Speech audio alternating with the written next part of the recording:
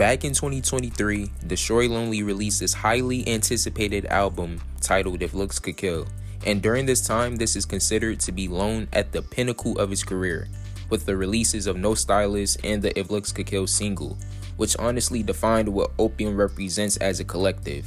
And this album is honestly Lone's most creatively driven album and era in Cardi's Opium label, and the album introduced a new character from Lone named the Look Killa, and this is a topic that I wanted to cover for quite some time. My name is SnippetMob, and don't forget to like, comment, and subscribe below, and today I will explain Destroy Lonely's Look Killa era, so let's get into it.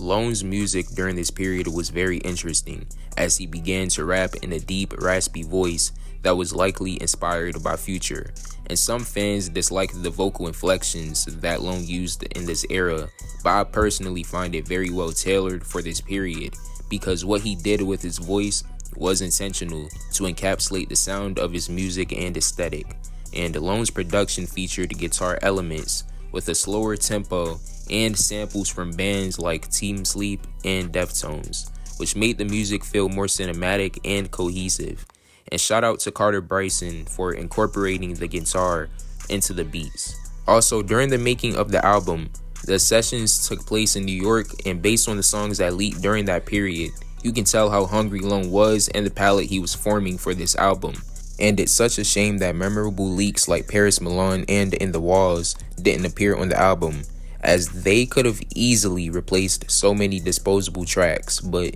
that's a topic to discuss another day.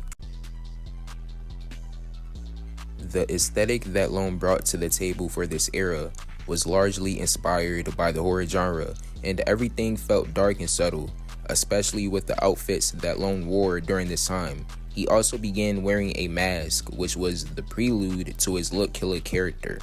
And speaking of that, this era was characterized by the use of Lone's alter ego, the Look Killa, a character that wore a mask and all black clothing, and he had the ability to make people's eyes and ears bleed, and the bleeding eyes aspect of the character is inspired by horror films such as Messiah of Evil and City of the Living Dead. The character was even portrayed in Lone's short film titled Look Killa, which tells the story of a mass murderer slaying innocent people in a small town, and Lone was revealed to be the culprit behind the slayings at the end of the film. Some fans perceive the short film as poorly made due to the acting, but I personally enjoy the short film because, as a fan of horror myself, everything Lone did was intentional, and he perfectly executed the cheesy horror films of the late 70s and early 80s, showcasing his dedication to creating a visual world that embodies the music. The character's mask is inspired by the Goosebumps episode titled The Haunted Mask,